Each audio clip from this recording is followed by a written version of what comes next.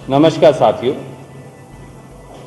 HCS भर्ती में 2 दिन पहले एससी समाज, बैकवर्ड क्लास ए और बी समाज, उनके साथ जो भयंकर भेदभाव हुआ है उसको लेकर जो सवाल हमने खड़े किए थे तथ्यों के साथ 2022-2023 भर्ती का, आज तक ना भाजपा सरकार ने ना हरियाणा पब्लिक सर्विस कमीशन ने कोई स्पष्टीकरण दिया।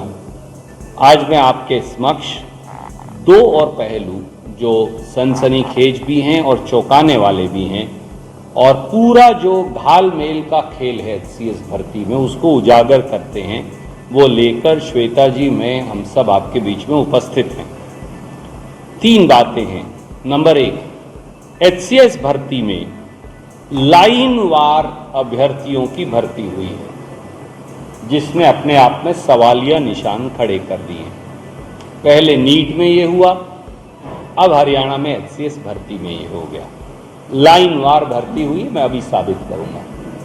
दूसरा, एससी बीसी युवाओं को एचसीएस भर्ती में जानबूझकर वंचित किया गया, इसका कोई जवाब सरकार नहीं दे रही। और तीसरा, हरियाणा से बाहर के लोगों की जनरल कैटेगरी भर्ती में भर्ती छिपाने के लिए षड्यंत्रकारी तरीके से भाजपा सरकार ने जो सेलेक्टेड एचसीएस अधिकारी हैं उनकी संख्या नहीं बताई। 4 दिन बाद भी आपको बड़ा अचंभा होगा, किसी को मालूम नहीं कितने एचसीएस अधिकारी सेलेक्ट हुए, उनकी सूची नहीं दी और उनका पता नहीं बताया।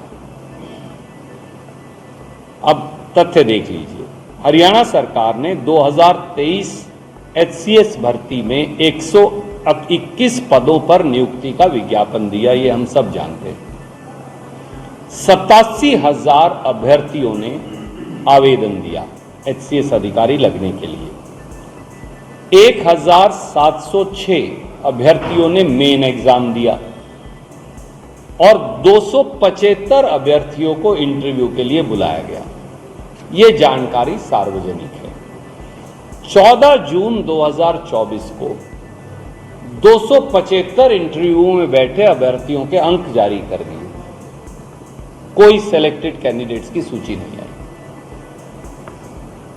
आज तक नंबर 1, सेलेक्ट हुए एचसीएस के अधिकारियों की सूची और संख्या दोनों नहीं बताई गई, 4 दिन बाद भी। नंबर 2, सेलेक्ट हुए एचसीएस अभ्यर्थियों का पूरा पता भी नहीं बताया जा रहा, ताकि ये मालूम ही ना हो कि हरियाणा के कितने रहने वाले हैं और हरियाणा से बाहर के कितने रहने वाले हैं।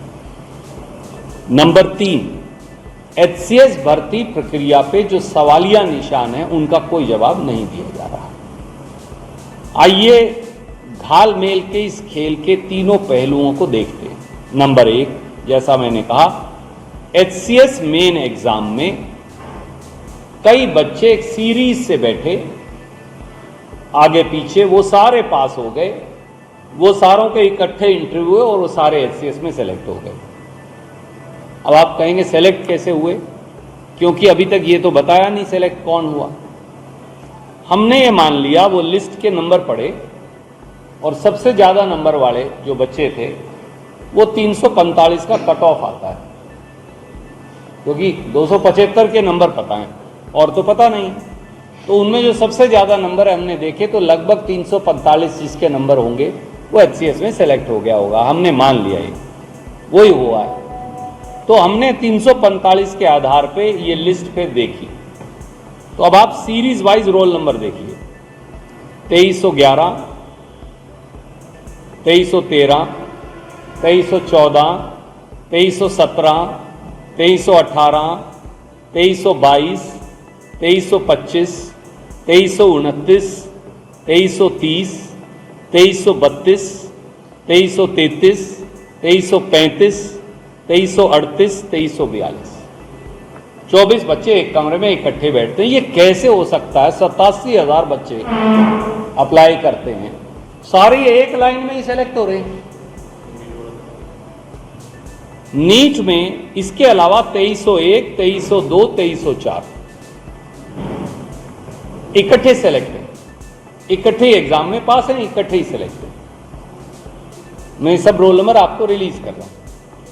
अब नीट एग्जाम में धांधली हुई यही, 8 टॉपर एक दूसरे के आगे पीछे बैठे मिले। सब कहते हैं आपके समय 8 टॉपर एक लाइन में कैसे हो सकते हैं?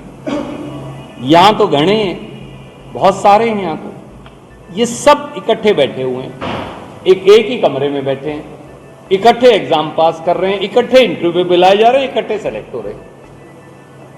क्या ये अपने आप में सवालिया निशान है या नहीं, मैं आपके विवेक पर, आपके दर्शकों और पाठकों के विवेक पर छोड़ता हूं।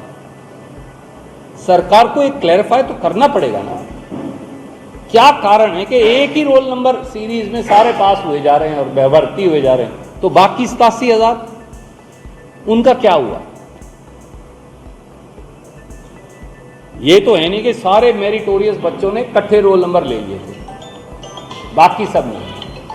नंबर 2, 15 जून को 2 दिन पहले एससी और बीसी के अभ्यर्थियों को लेकर मैंने कई गंभीर सवाल खड़े किए। उनमें आज मैं फिर दोहराता हूं, आज तक सरकार नहीं बता रही। एससी आरक्षित 31 पदों में से एचसीएस के 9 पद खाली क्यों छोड़ दिए? क्या पूरे हरियाणा के 90 लाख एससी समाज के लोगों में 31 लोग भी इस सरकार को नहीं मिल रहे जो एचसीएस अधिकारी लग सके?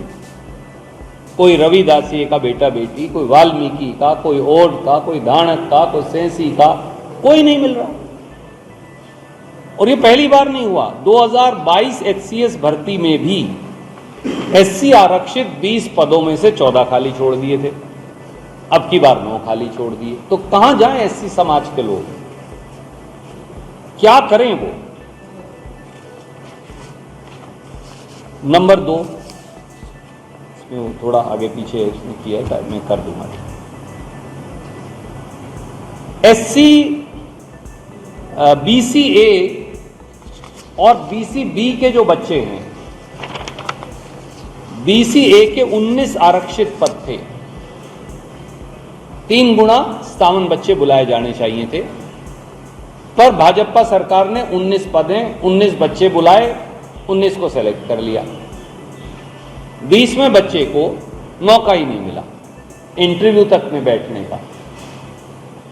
तो बैकवर्ड क्लास ए के अंदर इतनी सारी जातियां हैं, वहां 57 बच्चे आते तो आपके पास एक टैलेंट पूल आता। सुप्रीम कोर्ट भी ये कहती है जितने पद हों उसके 3 गुना बुलाने पड़ेंगे। तो 19 दिया 57, अब 57 क्यों नहीं बुला रहे, आप 19 ही क्यों बुला रहे हो? जितने पद हैं setting.com हो गया, फैसला कर लिया, इसे ही सेलेक्ट करना है, उसी को बुलाया, उसी सेलेक्ट कर लिया। फिर इंटरव्यू भी क्यों ले रहे हो यार, उन्हीं कर लेते सेलेक्ट। और 2022 एचसीएस भर्ती में भी इसी प्रकार बीसीए के 10 पद थे, 7 खाली छोड़ दिया आपने। तो या तो आप 3 गुना बच्चों को बुलाते नहीं हैं, या उनकी पोस्ट खाली छोड़ देते हैं बीसीए की। क्यों? बीसीबी में 7 आरक्षित पद थे, 8 बच्चों को इंटरव्यू पे बुलाया, 7 सेलेक्ट कर लिए। बुलाए जाने चाहिए 3 गुना यानी 21, क्यों नहीं बुला रहे? क्या पूरे बीसीबी में 21 बच्चे भी नहीं मिल रहे आपको इंटरव्यू बुलाने के लिए? इतनी जाति क्यों बीसीबी के बच्चों के साथ? और कौन है बीसीबी? यादव है, गुर्जर है, सैनी है, यही लोग हैं। क्यों नहीं इन्हें बुला रहे आप, इन बच्चों को? 2022 एचसीएस भर्ती में भी जो पिछले साल हुई थी, 5 पोस्ट थी, 4 खाली छोड़ दी थी। आपको पूरे हरियाणा में कोई बीसीबी का बच्चा एचसीएस लगने लायक नहीं मिलता। एससी का बच्चा आपको एचसीएस लगने लायक नहीं मिल रहा, बीसीए का आपको नहीं मिल रहा, बीसीबी का आपको नहीं मिल रहा, आप वोट उनकी बटोर रहे हैं। ये क्या जाती है? तीसरा पहलू, भाजपा सरकार ना तो सिलेक्टेड एचसीएस कैंडिडेट्स की संख्या बता रही, पोस्ट 121 है, कितने सेलेक्ट हुए बताते ही नहीं भाई। 100 हुए, 111 हुए, 115 हुए, कुछ नहीं बता रहे कितने हुए। क्यों?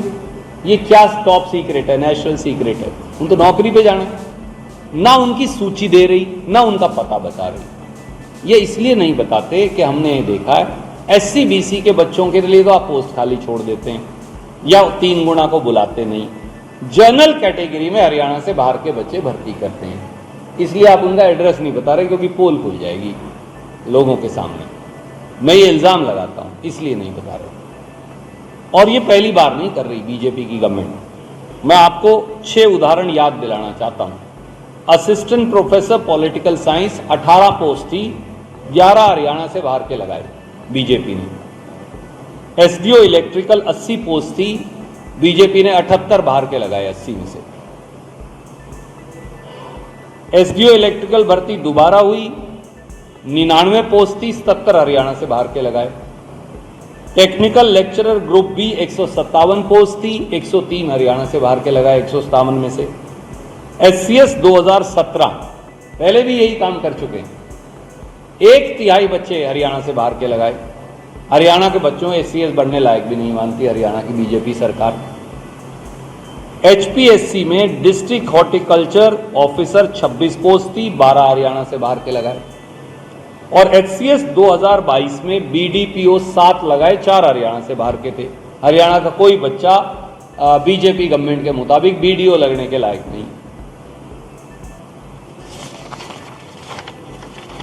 ये आप हरियाणा के बच्चों के साथ कर रहे हैं, इसलिए हरियाणा सरकार को, बीजेपी सरकार को आगे बढ़कर इन तीनों बातों का जवाब देना चाहिए। आगे पीछे बैठकर सभी पास हो रहे हैं और सभी भर्ती हो रहे हैं, क्या कारण? तो पूरे 87,000 में एक ही लाइन के बच्चे मेरिटोरियस हैं, बाकी सब बेकार हैं। नंबर 2, SC और BC समाज के लोगों को या उनकी पोस्टें खाली रखकर या 3 गुना बच्चों को ना बुलाकर उनको मौके से वंचित क्यों कर रहे हैं? और तीसरी बात, कौन सा नेशनल सिक्योरिटी खराब हो जाएगी, अगर राष्ट्रीय सुरक्षा पे कौन सा खतरा आ जाएगा अगर HCS अधिकारी कितने सेलेक्ट किए हैं और उनका नाम और पता बता देंगे, उन्होंने नौकरी तो यहीं करती है आके, ये क्यों नहीं बता रहे? ये 3 सवाल। कोई सवाल आप पूछना चाहें? सवाल। पर्ची और खर्ची के आधार पर ही भर्तियां हो रही हैं, ये बात 47 बार पेपर लीक ने साबित किया है। और ये जो प्रक्रिया है जो मैंने आपके सामने आंकड़ों और तथ्यों के आधार पर रखी है, ये फिर उसी बात को साबित करती है कि पर्ची भी है, खर्ची भी है और अटैची भी है। जो अटैचियां HPSC के दफ्तर से करोड़ों रुपयों में कई बार पकड़ी भी गई। सड़कों के माध्यम से दोनों तरफ से आवाज उठाएंगे।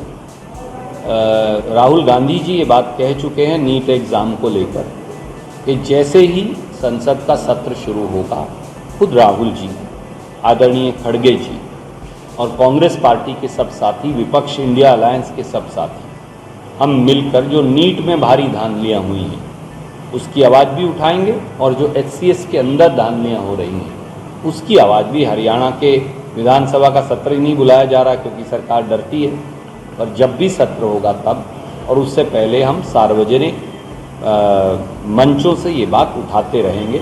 मैंने आपको 2 दिन पहले भी कहा था कि ये पहला चरण है, दूसरा चरण लेकर आऊँगा, दूसरा चरण आपके सामने है। दोबारा से EVM का जो मसला है, एलन मस्क ने भी कल ट्वीट करके दोबारा से शंका जताई है कि EVM कैन बी हैक। कि अब राहुल जी ने तो वही कहा है जो बीजेपी खुद कह रही है महाराष्ट्र में हमारे बारे में, कि किसी एक व्यक्ति के पास कोई ऐसा फ़ोन है जहाँ से EVM हैक होगी। मुझे, मेरा ये मानना है इसकी जांच होनी चाहिए। जब राहुल जी ये बात कह रहे हैं तो गंभीर विषय।